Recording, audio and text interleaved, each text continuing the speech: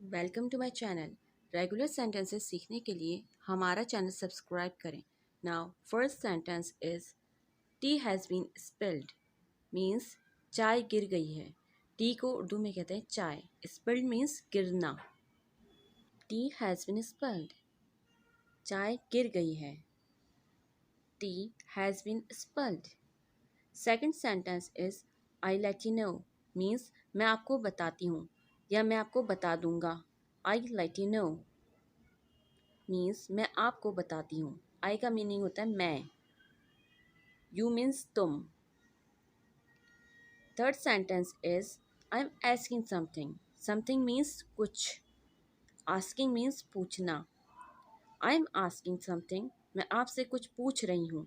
ये टेंसेस के हिसाब से प्रेजेंट कंटिन्यूस टेंस है क्योंकि इसमें आईएनजी फॉर्म है। Last sentence is something is fishy. Something means कुछ। फिशी मीन्स कोई गड़बड़ या गलत काम। कुछ गड़बड़ है। समथिंग इज फिशी मीन्स कुछ गड़बड़ है। Something is fishy.